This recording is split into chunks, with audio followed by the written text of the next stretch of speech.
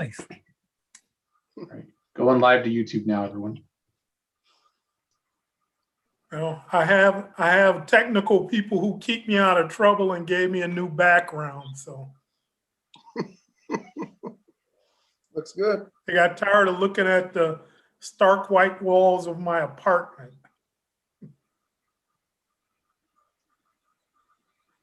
Now, Greg, is the background, are you talking about your red sweater or the bridge?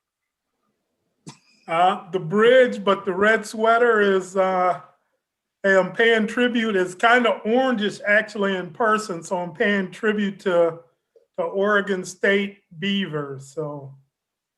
Oh, all right, all right. Does that paying you to do that, Greg?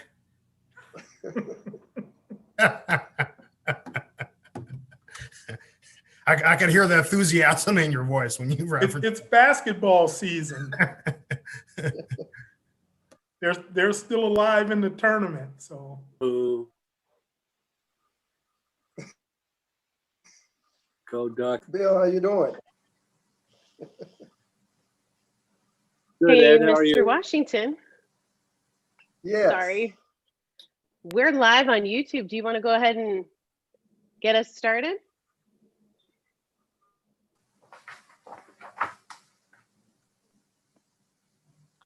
Are you there? Oh, right at the moment. You look like he's frozen. Well, welcome everybody to this. So I'm just winging it. So welcome everybody. Every now and then, when you do this business, you'll get caught, and you may not have gotten a message or something. So welcome. Pleasure having you all here, and we look forward to a good session this evening with the various things that we'll be covering, the charter, etc. So that's all I'm going to say for right now, but welcome.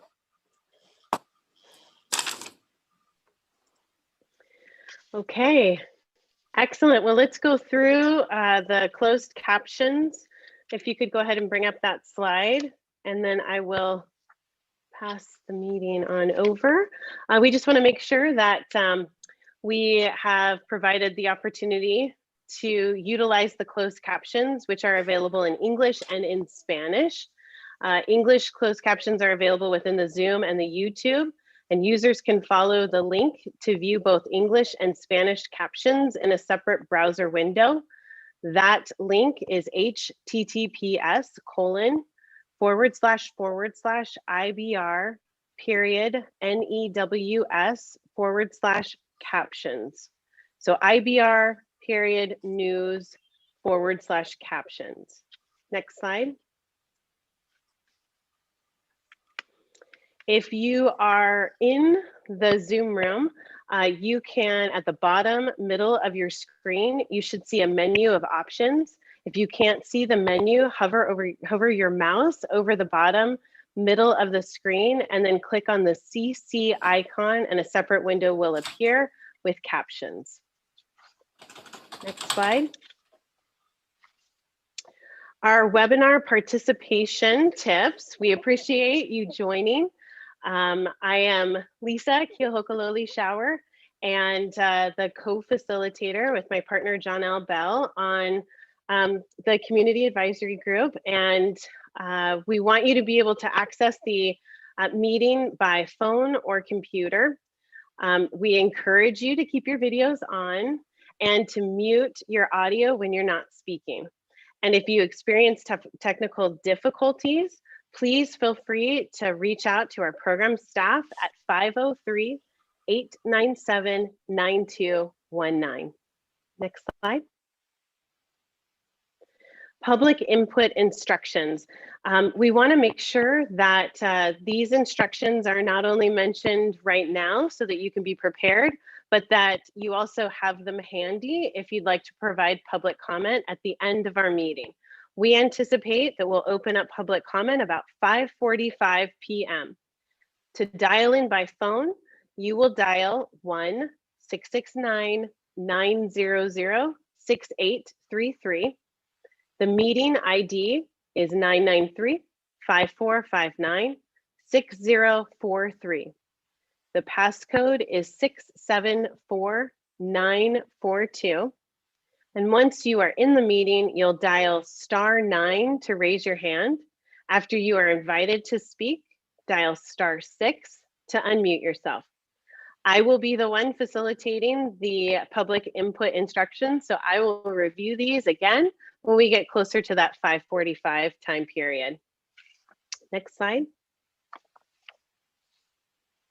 To submit comments after the meeting, we're hoping that you will fill out the comment form on the program website, or you will email your comments to info@interstatebridge.org with CAG Public Comment in the subject line. And if you'd like to call and speak with someone, or you have a public comment that you want to review, the numbers are 360-859-0494 in Washington, 503-897-9218 in Oregon, or 888-503-6735 for a toll-free number. And just state CAG Public Comment. We do review all of the public comments that are received either through the email box or phone calls, and that all written comments that are received prior to 48 hours in advance of each upcoming meeting will be distributed to advisory group members. Next slide. So we are at that point where we're going to review the meeting agenda. We are excited to be spending some time actually talking about a draft charter, and we're interested in your feedback. We will have a breakout session specifically on the draft community advisory group charter. And then we are going to continue our conversation on the draft purpose and need statements and the draft vision and values. And as I mentioned before, we will have public comments opportunities at the very end.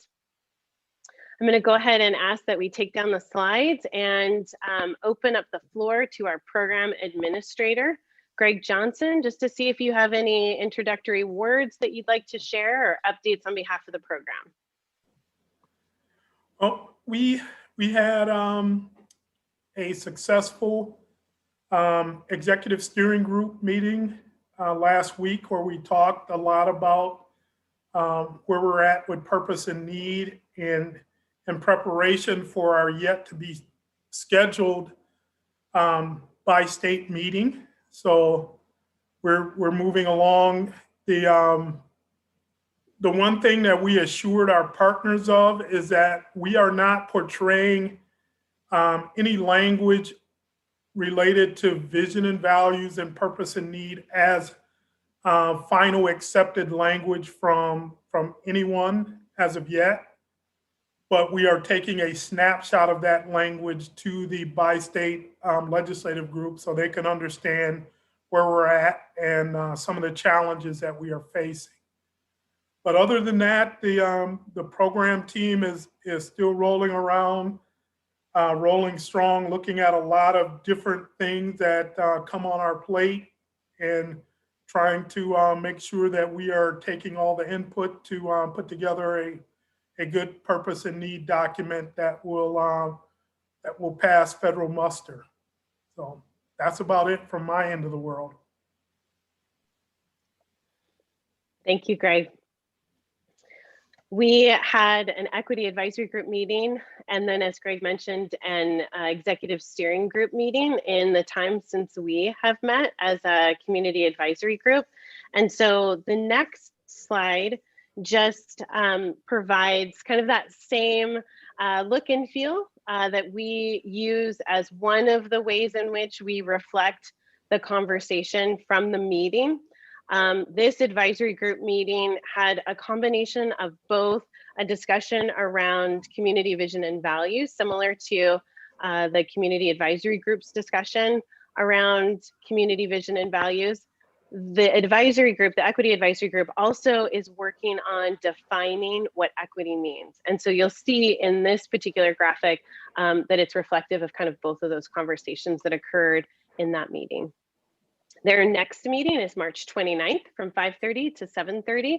And so if you want to, feel free to watch the YouTube video either live or afterwards so that you can see what that other advisory group is working on as well. Next slide. The executive steering group, I think that Greg did a bit of a recap. We do have both of our co-chairs, Lynn and Ed, that serve as members of the executive steering group. The meeting on March 17th is also available to watch if you're interested in seeing who's involved in that group and what work that they are focused on relative to the program's emphasis on purpose and need and community vision and values. Their next meeting is actually the day after our next meeting. So we're scheduled for April 28th from 4 to 6, and the executive steering group is scheduled April 29th from 8 until 10 a.m. We were hoping to be able to also share a little bit with you in terms of what we've been up to in the last 2 weeks since our last community advisory group meeting. And Jason has a bit of an update and a reflection on what we're hearing. So I'm going to pass the time over to Jason and we can go ahead and take the slides down. Thank you. Thank you, Lisa. It's great to be here with you guys again, and looking forward to continuing our work. I want to just update you real quick on the membership of the community advisory group. Our member Jimmy Rothermel has resigned effective immediately due to a family issue, and so we wish Jimmy well and thank him for his service. The program staff will, and Jimmy served as an at-large member, and so the program staff will work to identify a replacement. And once we have identified a replacement for Jimmy, we'll go through an onboarding process and plan to have that person join us at our next meeting on April 28th. As a lot of you know, we've been contacting the community advisory group members individually to sit down with them and have a short conversation just to kind of gauge how you are doing. And you know, we've met with 10 members so far, which is about a third of the group. So if we haven't met with you yet, you'll be expecting to be contacted by us to have just a quick chat. And again, there is no set agenda for these meetings other than to simply check in with you, hear how things are going, and get some thoughts. So there's no action and nothing for you to prepare. A couple of kind of themes that we've heard so far. The breakout groups are working pretty well in our community advisory group meetings. It seems you guys like the breakout groups, some time to meet in a smaller work setting, and so we're going to keep doing this. And as you notice, we have 2 of them today.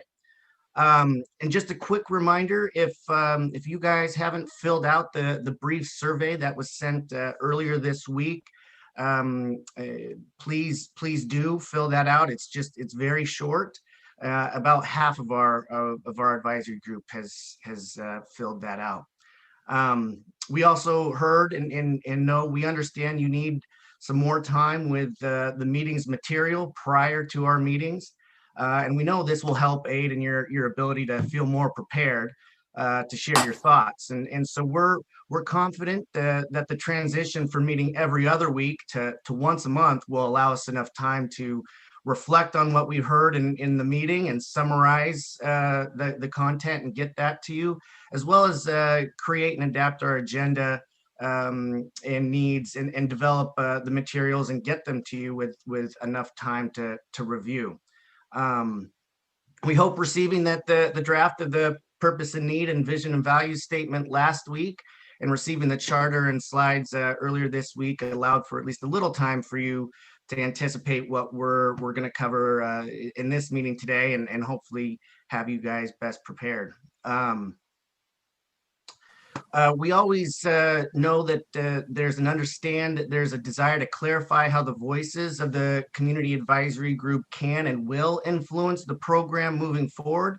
And we're working to ensure we are very clear as to which elements of the program that this advisory group will have an opportunity to provide input.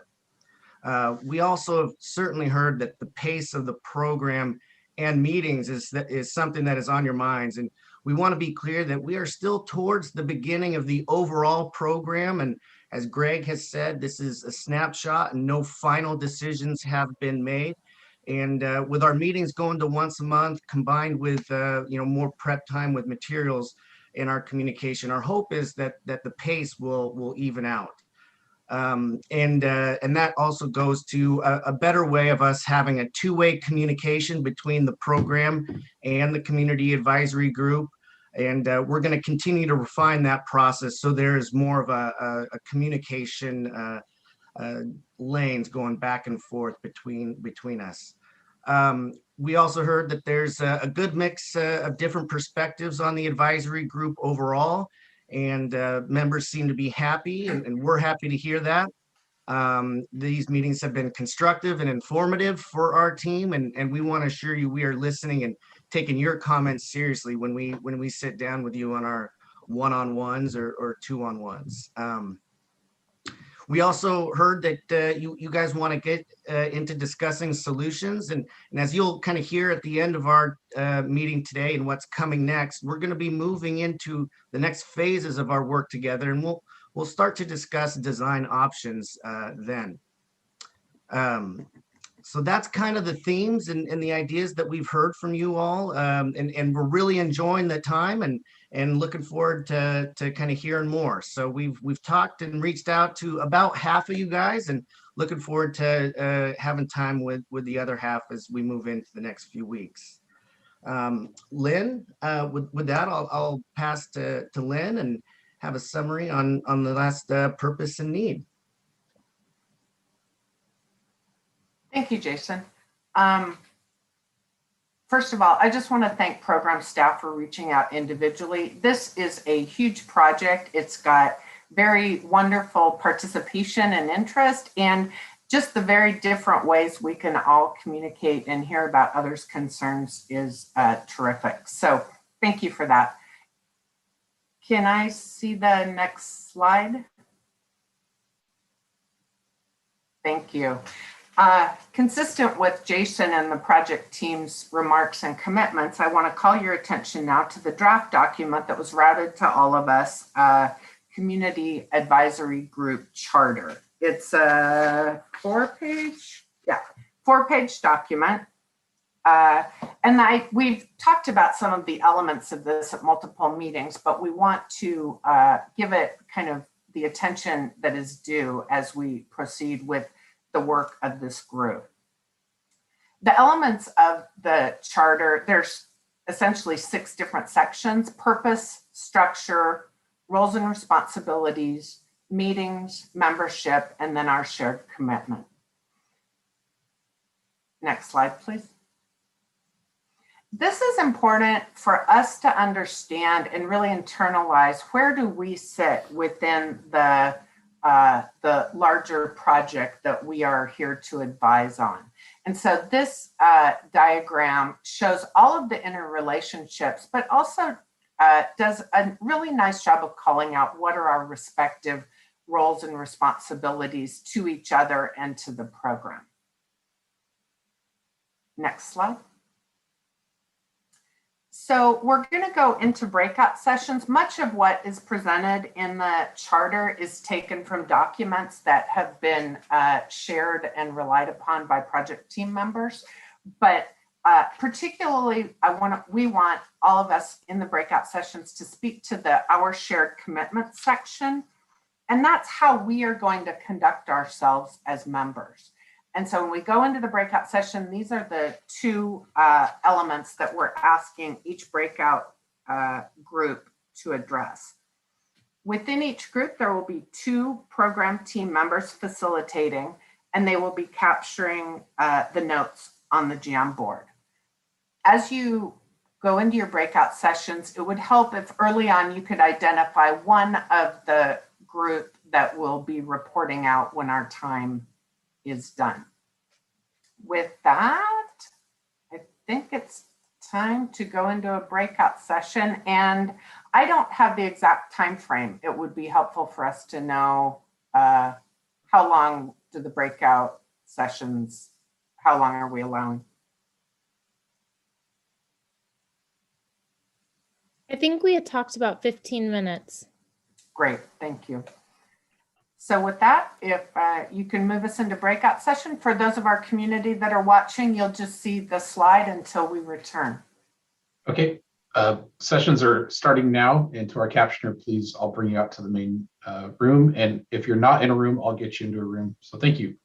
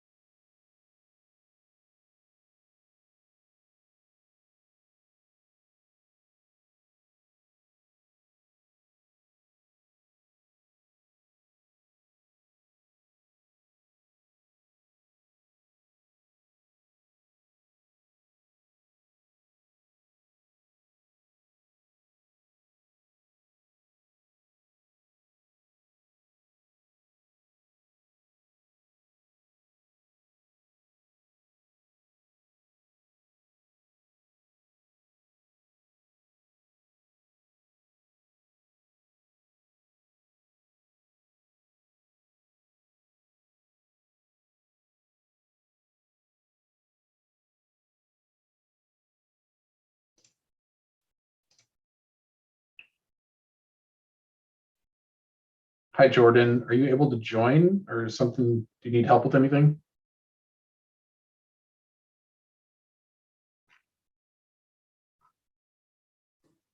Sorry, Brett. I just went on YouTube to watch and I didn't realize I was still on the Zoom on my phone. Okay, thank you. Appreciate that. Thank you.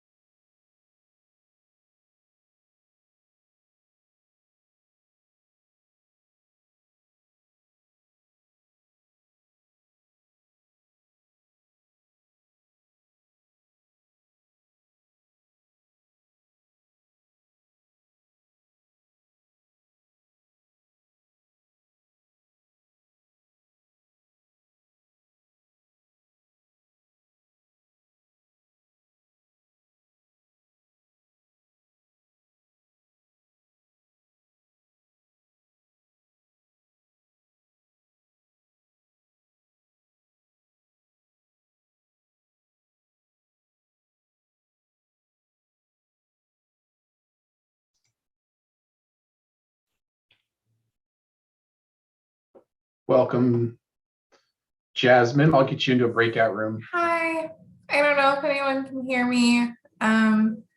I had a technical issue and dropped off the meeting. All right, we'll get you back into room. I know which Is that the room you're in? session I was assigned to.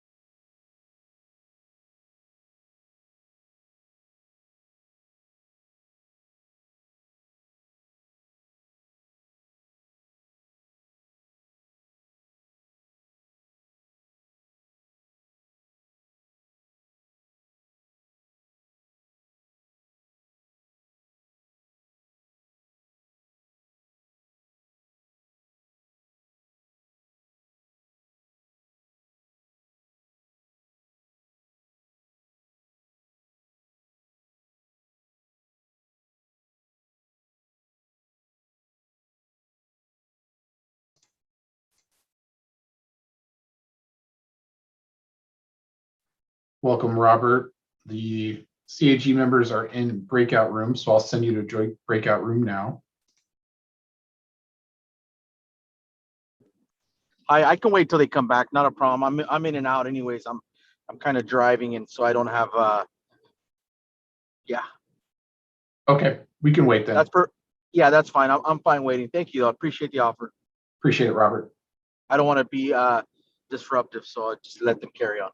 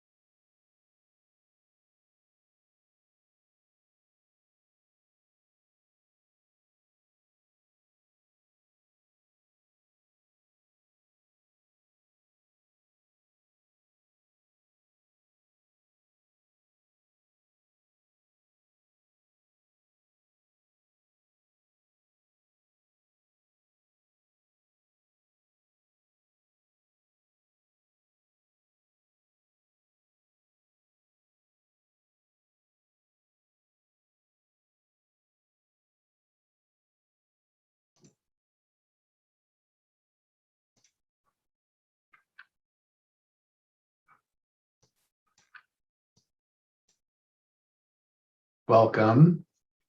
The CAG is in the breakout rooms. Did you want to join the breakout room? There's 5 minutes left.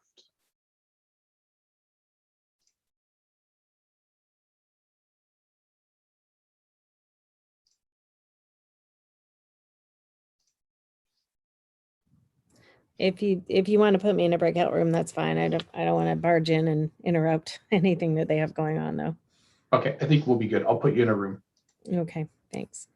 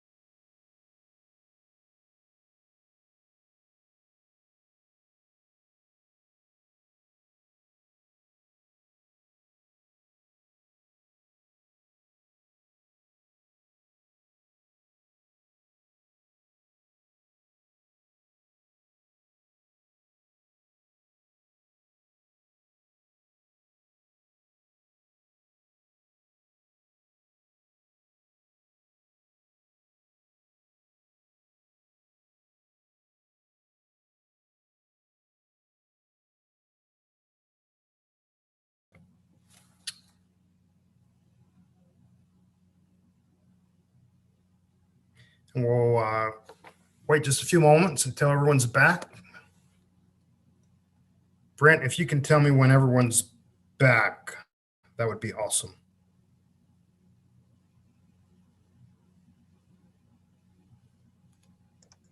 It is getting close.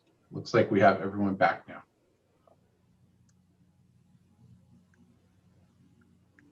Great. Wow. So now we're going to do a report out of the charter discussion. Who would like to kick us off? If we can go ahead and populate the screen with the Jamboard exercises.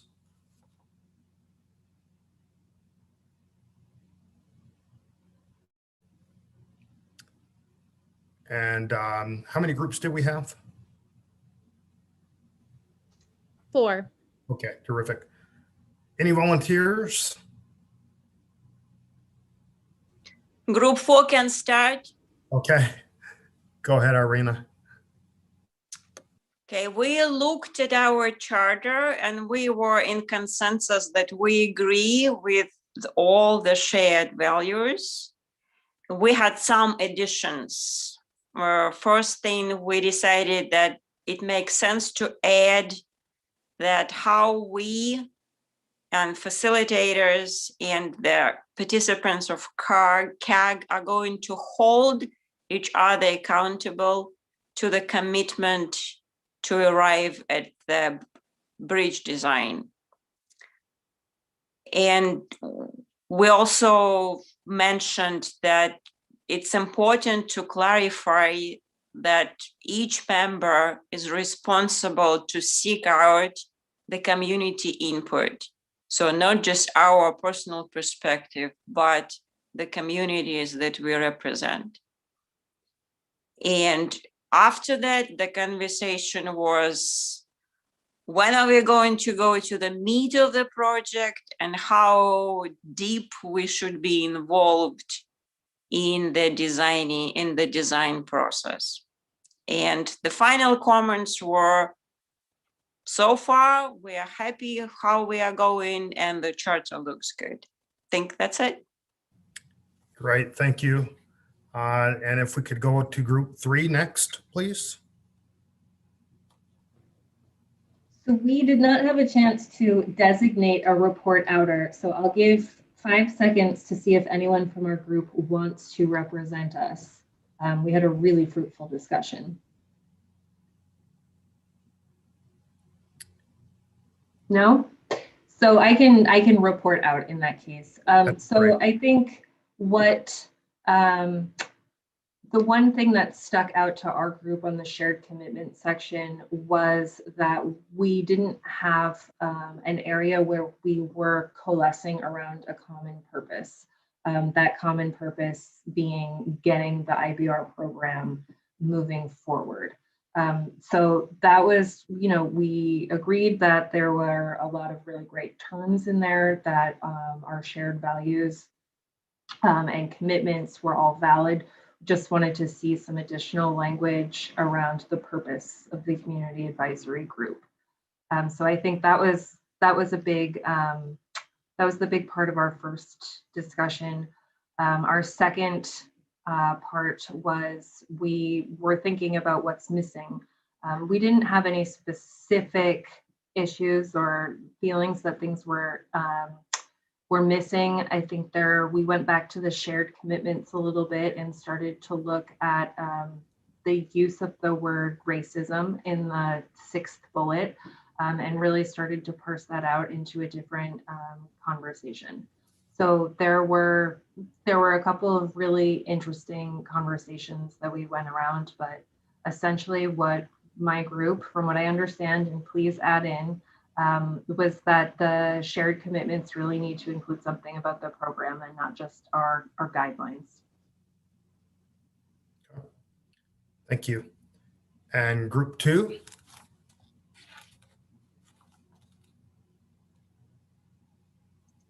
Okay, I am at fault for not asking if there was someone from the group to, like Alex, that wanted to report out. So I'm going to give just a couple seconds to see if anyone from the group Katie and I were in would like to share out some thoughts before I do. All right, I'll give it a shot. Go, Sam. Go Thanks, for Sam. it. Okay, so this is very biased because it's my opinion. So we had a really good conversation. We were very supportive of what was in the charter as well as the shared commitments. Some of us said we need more information. We should be able to ask for information. We should also be able to cycle out to our stakeholder groups and kind of get calibrated. I think the most interesting one was, what does consensus look like? When do we use the green card, the red card, the yellow card? And I think what we were told is that consensus is when everybody's green. So if you're going to put up a yellow or a red, we're gonna have to work through that. And I would just add, you're gonna have to explain why you're putting up a yellow or a red, right? But hey, even more interesting is, hey, as we use this consensus cards, how do we vote people off the island if they're not living up to these values, right? So I think there might be some process that will be defined out of that, but basically the leaders of this group, we can approach them and talk to them if somebody's not living up to these values. So I think it's all incumbent upon us to really look at these shared commitments, put the relationship first, learn, be kind and respectful, but also be courageous and be able to say what's on your mind. But we can do it in a very collegial manner. So Great. Thank you, Sam. In group one, if you want to round us out. Group one was my group. We discussed having a reporter outer, but didn't actually identify someone. So is there anyone from our group that would like to speak? I will, if that's okay. That's fantastic. Thank you. We agreed also with the thing about what the purpose of the group is and how maybe the second bullet being focused on our common goal could be expanded a bit to include either developing a consensus or replacing the bridge or something else. We also talked about how racism is a very important part, but only one of the other vulnerable populations that maybe we can't list them all, of course, but maybe we could expand, because we have a bullet, the second from the end, about the racially biased systems and processes. So maybe someplace else we could put in something about the other vulnerable populations that need to be listened to and represented. And that's pretty much, oh yeah, and not to use titles to help us breaking down the power dynamics and making sure that we are all equal in the group. Great, thank you. Thank you all for that exercise. We will incorporate this feedback into our next iteration of the charter framework. We're hoping to receive your approval and concurrence at our next meeting. So thanks for that exercise. If we can kick back up the slide deck and go through a few additional slides real quickly here. Just want to alert that we had 2 listening sessions. We had one listening session that was really focused on communities of concern, as well as another listening session focused on hearing from youth.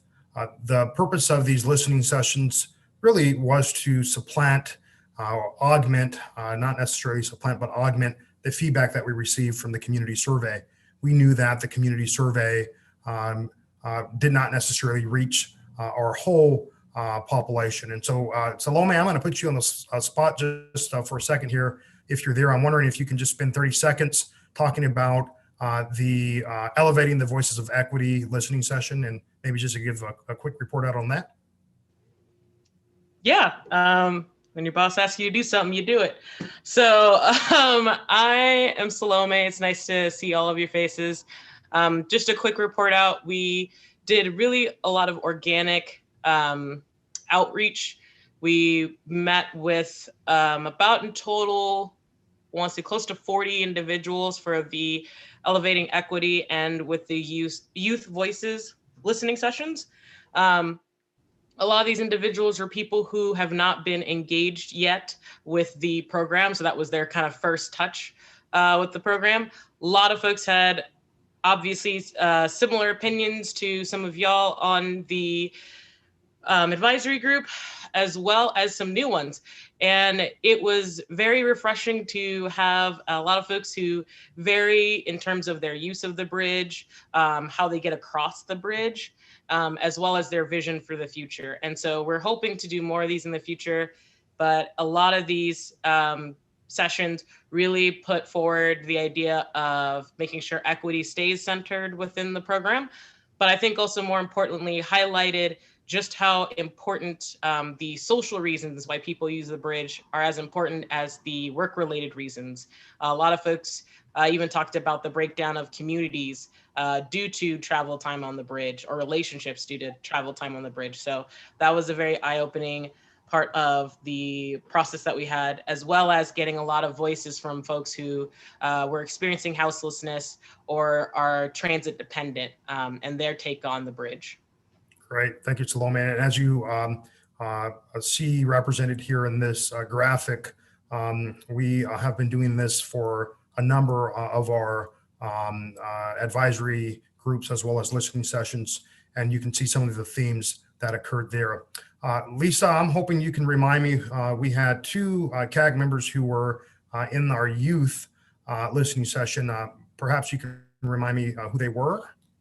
Yes, absolutely. So we had Rhonda Lee and Michaela who joined us for the two youth listening sessions. And I think the way in which Johnell set this up was really well done. This was an opportunity for us to listen. So the community briefings that occurred earlier in the month in February, that was information out. Now we were looking for information in. And I think, Tom, you've mentioned, listening to those briefings, it's hard to imagine how this is really a two-way feedback, and these sessions created that two-way feedback. So I'm curious, Rhonda Lee or Michaela, do you have any insights that you might want to share based on your experience being part of these two listening sessions? Yeah, I was at the earlier, so we had two. So I was at the earlier listening session, and it was just a really interesting opportunity to hear from kids that both lived in Oregon and in Washington, and then those that were in high school and some that were in college, and then also young professionals. We had one of those in our listening session as well. And it was just a really interesting opportunity to hear what others think about the bridge. And they really touched a lot on sustainability and climate change. And that was something that was really important in our group, as well as transit options, which you see on the vision. So that was kind of the two that really took over our conversation, was just the opportunity for people to travel across the bridge in different modes of transportation, and just thinking about other ways besides just taking a car to get across the bridge. And I think that some of them were it was a really eye-opening experience to have this conversation about biking and walking across the bridge. And then again, the idea of that sustainability and just building a bridge with sustainable materials and something, that is environmentally friendly was really big as well. Great. Yeah, I attended the later one, and one of the things, similar things that what Michaela heard, but one of the things that really stuck with me is that one of the younger youth was talking about the way it's hard to predict when she would be home from a field trip, or her parents would be back from a meeting, and how that could impact even things as simple but as valuable as dinner plans or family time. And it's just a good reminder that this bridge is a huge project, but it impacts our everyday lives. And so that was really nice to hear from the youth as well. Great.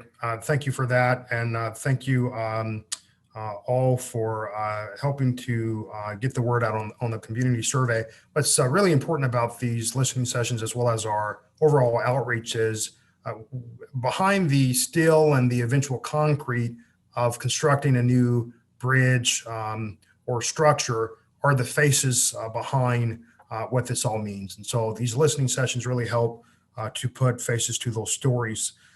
As we start to think about sort of what this all means within the context of the work that we are dealing with, of course, we're still in conversations around purpose and need. And with that, I'm going to turn it over to Lynn to kind of help lead us in terms of where we are headed and the feedback we've heard. So Lynn. Thank you, Johnell. The CAG members received 3 slides, the next 3 slides. And so I just want to walk us through the information that was shared. So this is information that, remember when we talked about what are our priorities, what do we care about, what do we want to weigh in on? And so these were some of the themes that we discussed and evaluated. As we took surveys and noted, there was actually excellent alignment between what the CAG survey responses were, EAG survey responses, and our community. So I think that speaks to the really thoughtful nature of developing each of these groups and committees. Next slide, please.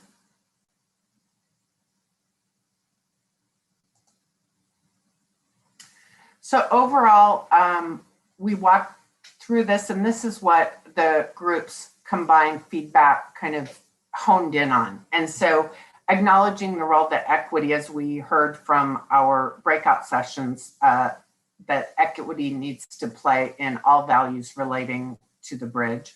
And recognizing the area's role in regional congestion.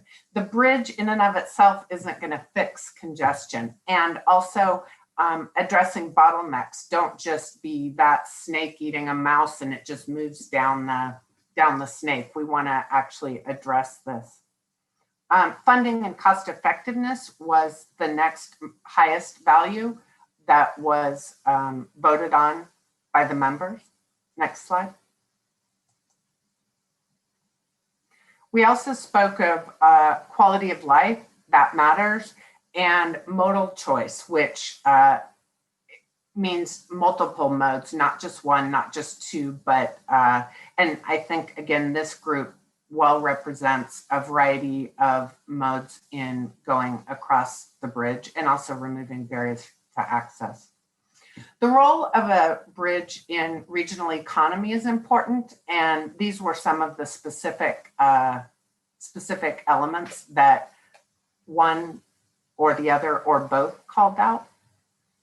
Safety, and not just anticipating, not just making it safer for now, but what does the future represent? Autonomous vehicles is one, and building program technical resilience into the design and safety to avoid congestion. And I think the group, all of us, recognize that many of these have an active interplay. Finally, this group calls it out specifically well and often, but without bi-state and local cooperation, it's not going to get done. And so it's so important to create a common voice with all the partners in the program to improve outcomes. Next slide. I just want to thank the brilliance of whoever came up with it, of the snapshot. For those of us that are visual learners, and even if we're not visual learners, visual learning can enhance other types of learning. But it's just great to have a snapshot that captures the really thoughtful and robust discussion that our membership has had. One of the things, I don't recall which member said it, but a summary statement was, if we are able to embody all of the listed values, then we will have a bridge that is reflective of our present and future needs, which ultimately means this is a reflection of our community. So again, hopefully all of you can look and see the comments that you made and you heard have been captured within this visual presentation. Next slide, please. And then this was the previous community advisory group meeting that we had, where we talked about our values and you can see in the middle there, value number 1 was mobility, reliability, accessibility, congestion reduction, and efficiency. And that was 39% of us voted for that. And then value number 2 was cost effectiveness and financial resources. And that was the next highest ranked value. Next slide, please. So just to recap what brings us the update. Oh, sorry, I'm tracking the wrong slide here. I apologize that. So we're going to go into breakouts again. Just want to underline that the program team is listening to us and listening to how we like to communicate. And so breakouts will be how we address the vision and values next. Next slide, please. Recall that we captured updates to our vision and values from EAG and our group. The March 18th update reflects our values. And then today, we want to take a look at these and make sure that your input has been captured. And I may have missed my cue, wouldn't be surprising. Am I supposed to keep going, or am I supposed to have turned it over at this point? Lynn, this is Angela. Yeah, I'm happy to carry the torch. You've set this up really great. Okay, thank you very much. You're welcome. Yeah, no problem. Man, every time I see those drawings that summarize the robust discussions in the breakout rooms on one sheet of paper, I'm just always amazed. It's so cool. So last meeting, a couple weeks ago, Chris Regan walked through, just gave some basic understanding of, what is a purpose and need statement, what are vision and values. We've added also critical objectives. And then we went through an exercise with the breakout room to talk about how, what are we missing on those? Have we captured everything that your communities might want to add to those or change? And the slides that Lynn presented just a couple minutes ago summarize a lot of that feedback. So what I wanted to show you today was how the actual vision and value statement has changed.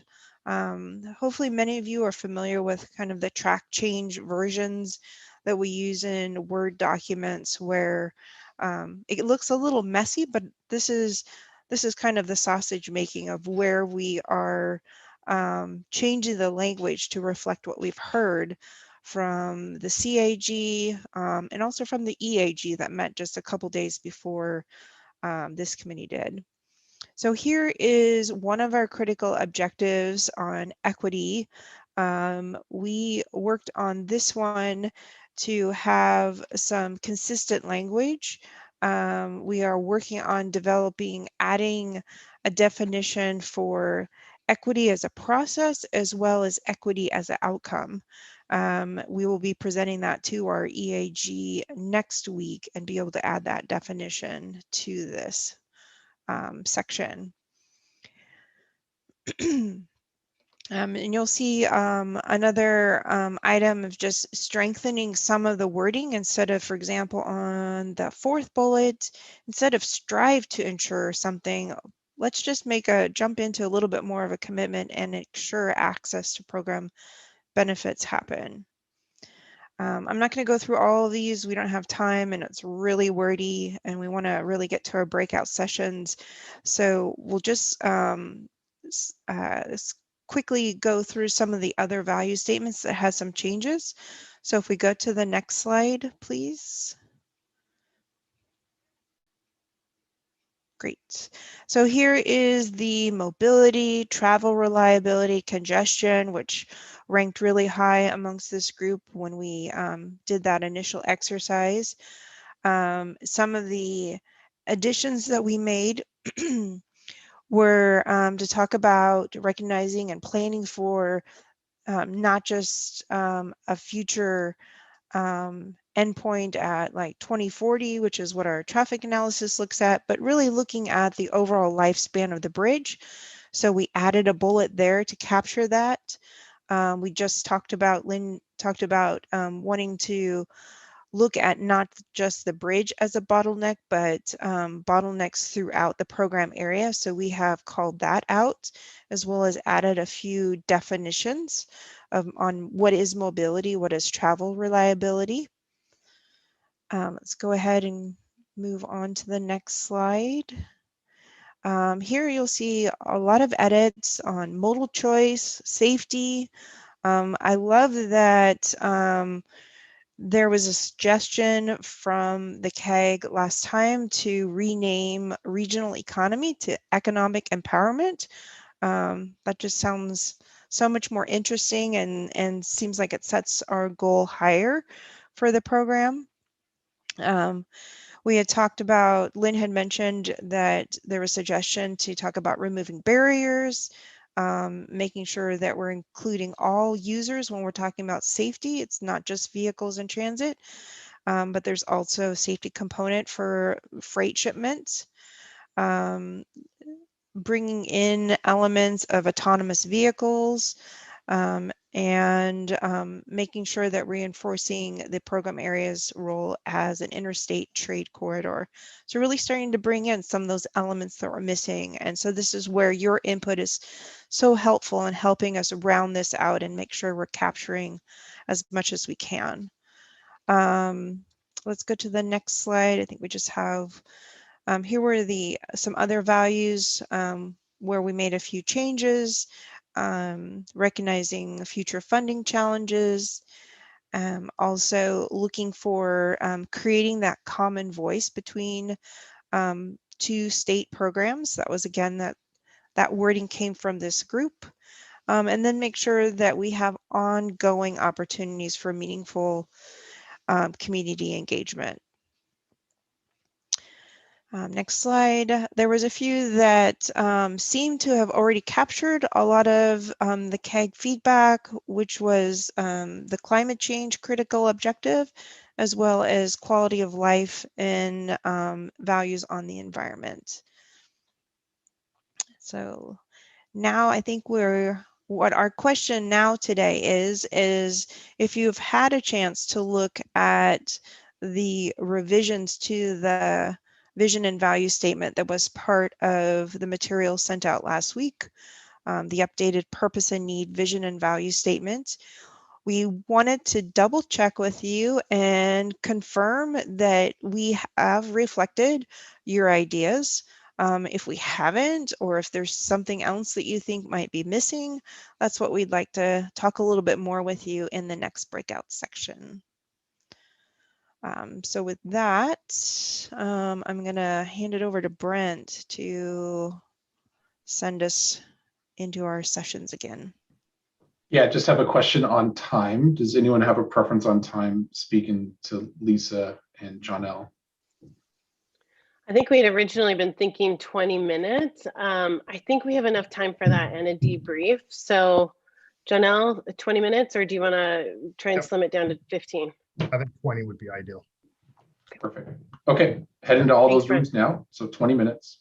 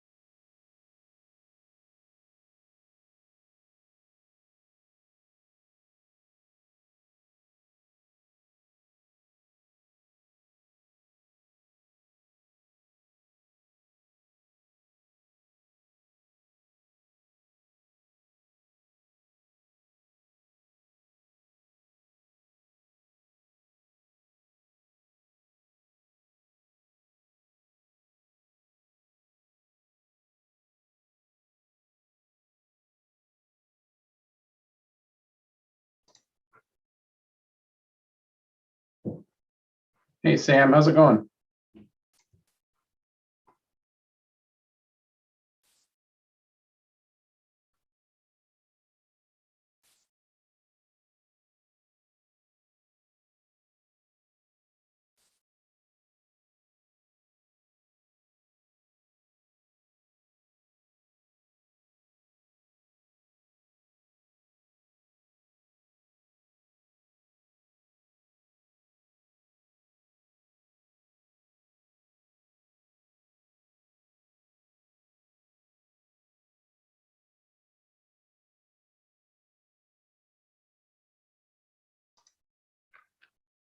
Sam, did you have any technical difficulties going on? I have to apologize. I'm actually in an urgent call with Washington County. Okay, thanks, Sam. Appreciate I apologize.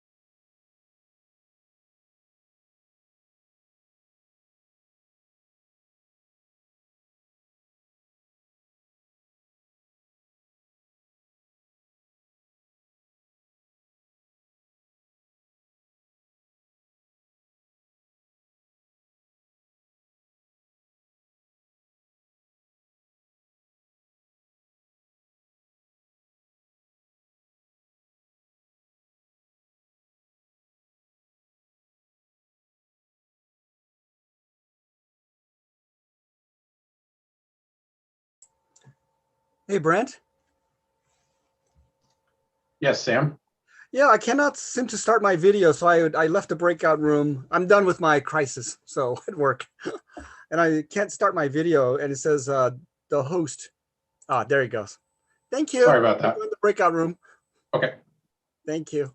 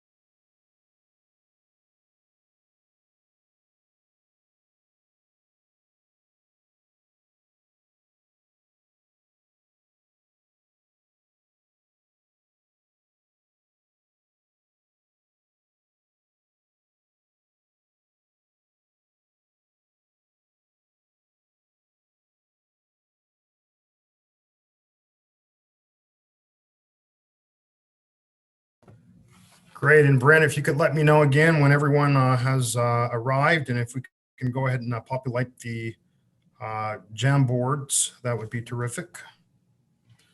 Looks like everyone's back, Johnell. Great. Welcome back, everyone. And Katie, did we have 4 groups for this breakout as well? Yes, sir. Terrific. So who wants to kick us off? I know in our group, we had a robust discussion about the material. Who wants to kick us off? That must be a lead in for me to take the lead on group number 4, our group. That was a nice catch, Bill. Thanks, Johnell. We had a great discussion, and I wrote them down in a certain way. They might not be flowing like they're on the board there, but first, a couple of number of things that we considered. One is there's not much in here consideration of what the impact of the area is going to be during the construction with the tear down as well as build out of the bridge. What kind of things is it going to cause, and how does that impact the immediate area, but also the surrounding areas for a number of things, and that we'll get into that in a minute. Attention to inclusivity was great. Wanted to make sure. A lot of people don't understand why equity is in there, so we need to continue to take that message as we go along, and explore it ourselves, I think, more as we look through this, go through this project. Again, back to what the concerns of the impact of the construction. There's not only north-south impacts, but also the east and west access to the major corridors, as well as even in some communities that are right surrounding on both sides of the river, the north and south side of the river. Economic empowerment was a big discussion, especially in the impact in the region, freight being one of the major issues. We did talk a little later about the river. Also, we got to keep the economic impact of the river because it does, there's a lot of economics things like particularly wheat going up and down the river. I think Jenna said there was. We lost you, Bill. You got muted.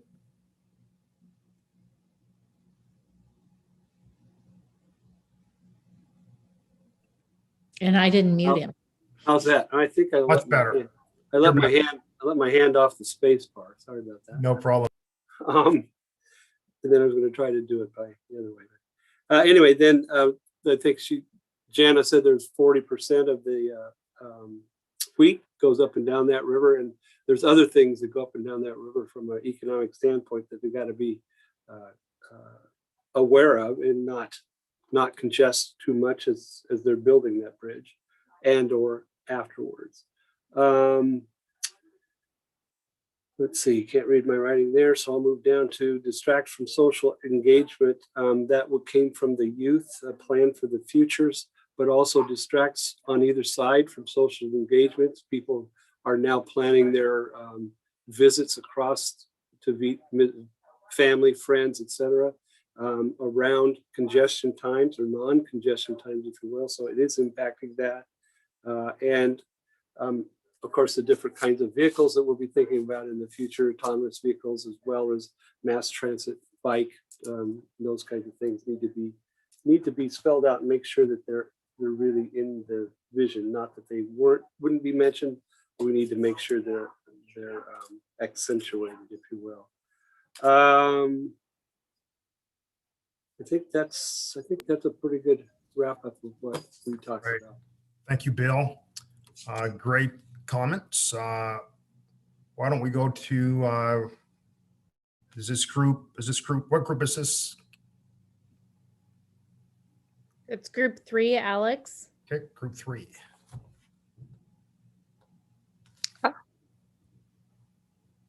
Okay, I think it's our slides, but I didn't register our group number. I think it's me speaking. Sorry. Yes, thank you, Irina. Yep. Go ahead. Okay, on page 1 of the vision and values, we talked about adding equity in addition to efficiency. So we talked about equitable and efficient transportation across the bridge. Then we had a concern about toll pricing and distribution between what Clark County is paying, residents of Clark County are paying, and residents of Portland area paying. So we were talking about congestion pricing and kind of like take into account concerns of both sides of both riverbanks and make it sort of equal. Then we talked about safety navigation. So we were talking not only about across the bridge transportation, but under the bridge transportation too. And our language was about include safety vehicles, and by vehicles we also including marine vessels. On the second page, our comment was about funding. So we talked about fair funding. And then somebody brought really good idea that the toll, ideally we would like to have the toll staying after the price of the bridge or the cost of the bridge is recovered.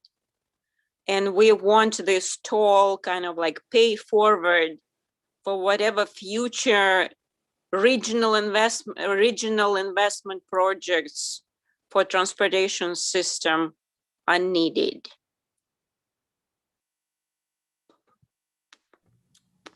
Right.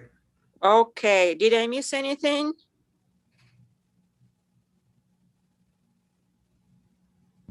I think you captured it all, Irina. Okay, I think that's it. Thanks for your attention, guys. Awesome feedback. And why don't we go to group 2 next? Okay, that's me. Obviously, from the lack of sticky notes, we had a pretty quiet group. Luckily, I think we had Greg in our group who it kind of turned into a discussion of the process more so than, I guess, analysis of the values. Some in our group are wanting to, when are we going to move on to talk about alternatives and some of the more details of the bridge? And it was clarified that, there was a past plan in place where vision and values, purpose and need were established, and going forward, are those same conditions today, or what has changed that might, require our plan to change, I guess. So it was good to, I think, kind of take a step back and have that clarity. We talked a little bit about the public comment process, and I was glad to hear Greg's commentary on that. I shared that it kind of got under my skin a little bit. A caller that called in and mentioned the reduction in freight volumes over the years, and it caused me to go on and do some offline research, and that's actually not the case. It has increased, and not only that, but general traffic has increased as well. And Greg very eloquently, I think, put it that basically the people that are calling in are not held to the same standard as you folks in the bridge office, who are accountable not just to the public, but to people internally and people on both sides of the state. So that is, good for us to be mindful of. Tom mentioned I guess the perception that the callers were kind of rushed in and not given enough time, that the commenters, but had learned that those folks had spent extensive time with the bridge office staff in other arenas, so not visible to us. So he was gratified to see that taking place in terms of people who take the time, I guess, to get involved, even though they're not part of these community groups. And lots of chat about the cultural aspects with the example of the Cowlitz tribe park that sits beneath the bridge. And I guess the aesthetic, the bridge reflecting the aesthetic values of the tribes. And that was, you know, one thing that Greg brought up as well is as an example, you know, we're looking at a process as to whether this should be a surface bridge or a sunken tunnel, and applying our current vision and values to those alternatives. So even though we were quiet, I think we had some pretty good discussion, and I thank Greg for all that clarity. Great. Thank you for that. And group one, please. This was my group. Is there anyone who would like to share our discussion? I'll take it. Thanks, Tom. Sure. I think one of the most significant conversations we had was that we wanted to introduce a whole new category of vision value that had to do with innovation and forward thinking, and that can broadly apply to technological advances that we can see on the horizon, but it also means innovative thinking in terms of climate change protection and all of the things we want to do with our culture as it goes forward, and feel like that's very important as a fundamental value of our processing. One of the things that I brought up was that I can't see what is the distinction between the two categories that we have called critical objective versus the other category called community values. Critical objective contains two segments, equity and climate change, which they're critical, but they are they feel like they're arbitrarily put into that category. And I wonder about what the actual definitions of those two things are that create a distinction that makes them belong separately, because I don't really see them as separate. I think all these things are integrated as values. So just questioning whether that's a necessary distinction to make. Hey, Tom, would you mind pausing there? I'd like to get a reaction. Greg, I don't know if you have a comment, or Angela, if you can respond to that. As you know, Johnell, I always have a comment. So the critical objectives, we are hoping to keep refining and create those, or boil those down into action items that the community advisory group, the equity advisory group, the executive steering group wants to see actions go forward out of this. So we want to create this portion of the environmental document that is a commitment to certain actions going forward. And some of these may be very, very granular. So the community vision and values, those are on a higher level, but these critical objectives will feed from those community vision and values into some actionable, measurable items. Great. Thanks for indulging me, Tom. I thought it was a good question that needed some clarification. So if you'd like to continue. Yeah, I'm not sure I'm entirely clear on the explanation, but we'll move forward. So let me give an example. So as one of the community values, we talk about treatment of small minority businesses. So that's a noble vision to have, but how do you put action behind that? So through critical objectives, you start saying, okay, we're going to create some training efforts to get small businesses up and ready and prepared to work on this program. So that's an example of how a value can be transformed into an actionable item. Okay, I get that. I guess then, to me, there's a question of the hierarchy of these ideas. And are we working at one hierarchy, or are we working at the other, or are they feel like they're getting kind of entangled? So, and I'd like to see those hierarchies made more distinct. So you guys are working on vision and values, the big picture.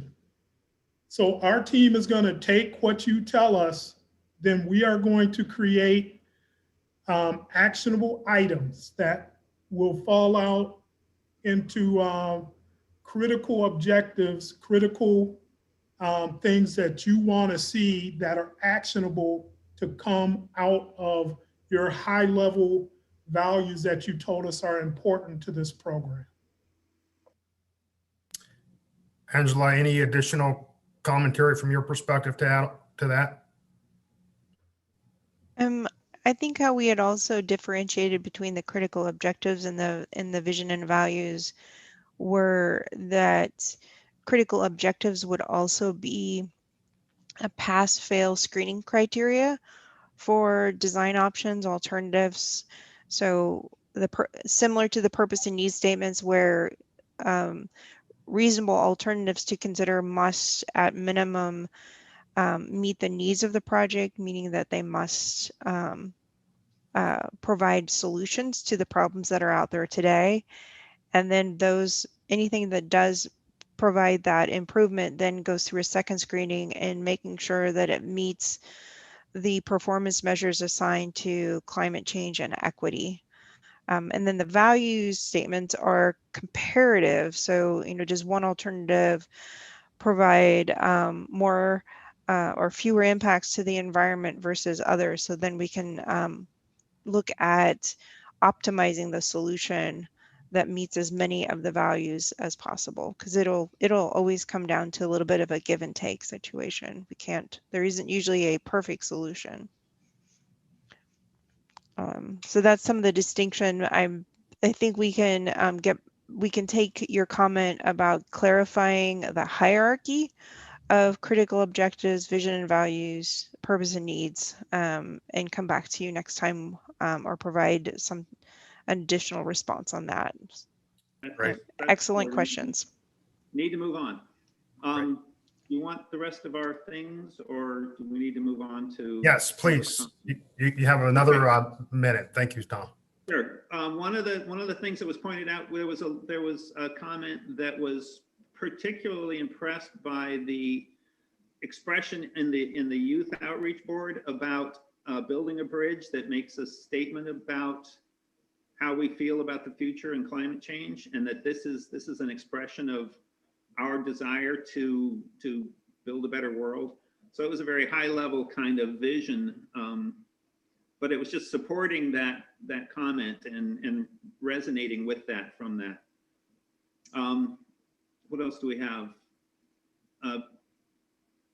Being more explicit about being inclusive when it comes to safety for different user access. So the questions of access through bicycle ramps and vehicle on-ramps and things like that, those safety issues entering and exiting the program area should be part of our watch list, things to be concerned about. We also wanted to talk about the issue of bi-state cooperation and be a little more specific about what that means. It's kind of a vague comment, but we'd like to know to what degree are we taking a stand for accountability for bi-state cooperation. It's pretty vague. Right. And I will stop there. Thank you, Tom, and thank you, everyone, for that rich discussion. Lisa, I am turning it over to you next. Thanks, Johnell. I think we're at the point of the meeting where we get close to the public comment. So I want to make sure that those that are interested in making a public comment are able to dial. I'm going to give the number and then I'm going to give a couple updates and then we'll open it up. So the dial-in number is 1-669-900-6833 or 408-638-0968. The meeting ID is 993-5459-6043, passcode 674942. And I will repeat that again right before we open up the dialogue for public comment. If you could go ahead and go to the next slide. The listening sessions are just really one of my favorite opportunities to hear from the community. We really do try to limit how much we spend talking to the group that meets, and we have 4 more listening sessions that we are in the process of planning. We hope for these to be scheduled mid-April, and they will be around specific topics. So multimodal commuter experience, any particular interest or issues that the Hayden Island community might want to share with us. Same kind of concept with downtown Vancouver, and then a conversation around active transportation. Having Rhonda Lee and Michaela involved in the youth listening sessions was very rich and allowed us to have this integration and connection with the community advisory group. So I would ask of each of you to think about, is there a perspective or a topic with one of these 4 community outreach listening sessions that you might be interested in participating or even being a part of this program? If you are, please reach out to Lauren. She's on the call here and she can connect you. But we'd love to find ways for you to be involved in hearing community feedback directly. Next slide. We are about a month away from our next meeting. We've talked a lot about the differences in having meetings every other week and then having a month-long kind of break. That doesn't mean that we're not available, that we don't want to have a conversation with you, or that we aren't going to continue down our path of meeting in small groups. We are looking to achieve consensus on the CAG charter. You had a couple days to look at it. We had a brief conversation today. We want you to follow up with us. Ask questions if you need clarifications, but we will hope to achieve consensus on the CAG charter at our next meeting. I also want to speak just a moment about the review of what we anticipate will be very close to the final purpose and need and vision and value statement. So as you saw in the CAG charter, the community advisory group lives within the context of the executive steering group. Now, I know that's lots of acronyms and you haven't necessarily met all of those individuals that serve as members of the ESG. As I mentioned early on, Ed and Lynn both participate as members of that ESG group. They are looking for the community advisory group to be able to provide insight to feel comfortable with the direction that these concepts are headed. We've talked about vision and values a couple times. We've talked about purpose and need. So you've seen these statements. This is the second round of statements that you've been able to review. If you have questions, now's the time. Please reach out. Let's have a conversation, small group conversations or even one-on-one conversations so that you feel comfortable getting to a place where you can share with us your input as we start to get closer to that executive steering group, looking at really reaching consensus on those statements and then taking that recommendation to our bi-state legislative committee. Also at the April 28th meeting, we're going to start introducing the next phase of the program. There's lots of questions about what do purpose and need and vision and values mean as we get into the meat of what it is we're trying to achieve, which is replacing the interstate bridge. So there is a lot to do, and we are going to start to shift from the conversations around purpose and need, vision and values and charter into the next phase of the program starting next month. If you have not filled out the survey, Jason needs you to fill that out so that we know what date and time we are meeting in May. We have a couple members that have a conflict with this Wednesday afternoon, and in our intent to be as inclusive as possible, we'd like to find a time where we're able to have as many as possible able to attend our meetings. Next slide. Okay, it's that time for public comment. Again, the instructions are to call in. There's a phone number. If we have anyone that has called in, then you should be able to raise your hand by *9. I'll call on you, and then you'll dial *6 to unmute yourself. Brent, do we have anyone that's called in? I can repeat the number again. We do have one guest that is called in, last of 4524. So I'm going to go ahead and ask you to unmute, which is *6.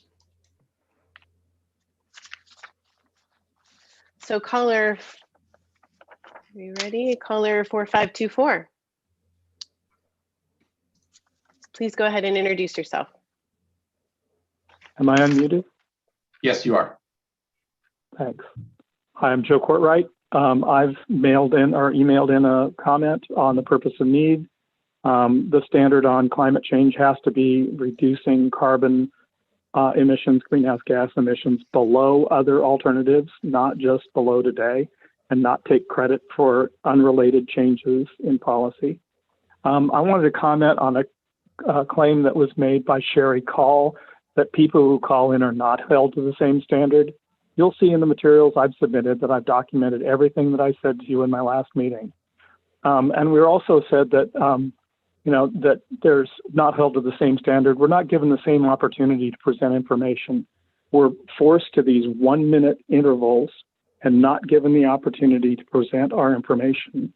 And I can assure you, we have solid, factual, scientific information behind everything we say. And your staff is creating a process where you're being provided with only one side of the story. I'd be happy to defend any of the statements that we've made, and provided the time to do so, would be happy to come in or participate. And also, as I said last time, being forced to be a disembodied voice on a telephone, as opposed to participate in person, i.e. through the Zoom meeting, denies us the opportunity to participate in an equal footing and allows your staff and members of the commission or members of the group to make disparaging and unfounded comments about the reliability of the information that we provide. So if this is really an advisory process that's designed to allow the community to have input and to truly gather facts, it shouldn't be a one-sided process that's rigged in a way that precludes the presentation of factual information from other perspectives. Thank you, Mr. Courtwright. I appreciate your comments. You're at just about 2 minutes. I think it's probably helpful to clarify our public comment process. Before I provide any commentary, I do want to see, Brent, do we have anyone else that's called in? I don't want to take any time away from callers who will. We don't have any further people waiting to present public comment. Okay. I want to address a couple items that Mr. Courtwright mentioned, and I do think that it's really important that we're sharing and being transparent about our process. So we want to make sure that we allow each member of the community 2 minutes to be able to provide feedback.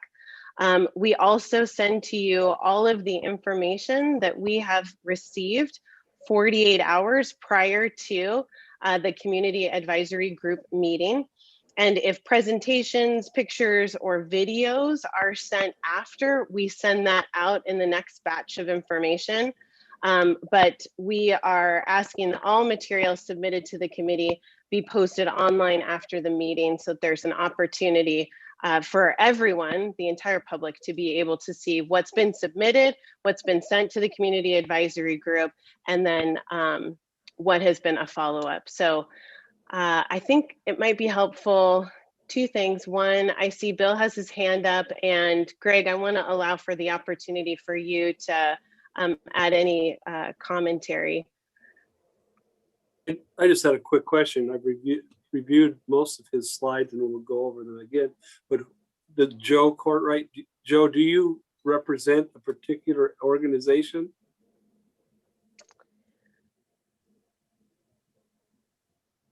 I don't think that we've allowed access for, maybe it looks like he's unmuted. So I can, Joe, do you want to answer Bill's question? Could you repeat the question, please? Yes, He was Joe, asking do you represent a particular organization and group? I am a member of a group called No More Freeways, yes. Thank you. Thank you, Mr. Courtright. Thanks, Bill. We have about 4 minutes left. Greg, did you have any additional comments that you wanted to make, or we can go over to Ed to wrap up? So just real quick, we take every comment that we get. We have spent an inordinate amount of time answering questions on our website. It's not appropriate for us to create a back and forth with members of the public during this session. The public comment section is just that, for the public to comment. We take those comments. If we have not answered them already, we put them in our frequently asked questions on our website to address those concerns. So we're not ignoring any point of view on this. Thanks, Greg. Appreciate that. We're at that time, Mr. Washington, for your closing remarks. So I think we could probably take down the slides and just hear from our co-chair, Mr. Washington. Thank you very much. Lisa, do I have about 20 minutes to close? No, I won't. I just want to say to everybody, this was a very good meeting today. And I really appreciate all of your input in watching all of the information that came from the breakout sessions and the comments throughout, most of them in our session. The word equity comes up a lot, and I think that's important. And I really appreciated the person in our group who talked. There's two of them who talked about the whole issue of climate change. And so these are the kinds of things that we need to know about, which we will take back to the larger group. And we're always happy to answer those questions. But I just want to say thank you so very, very much. And also like to let all of the members know that with your, I hope it's okay, with Lynn and I, we get a chance to say hello to you all at the meeting. And so she and I would just like to give you a call from time to time just to see how you're doing, okay? And so I just want you to know that we will be doing that. I don't know how soon we'll start it. And you don't have to make any special time for us, but we would just like to make sure that all is well with you and what other ideas you might have. So having said that, it's been a great day. I've enjoyed it. And thank you all again. Look forward to seeing you all at the next meeting. Have a good one. All right. Everyone. Thanks, everybody.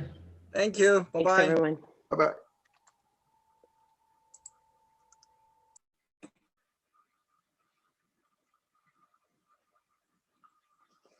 This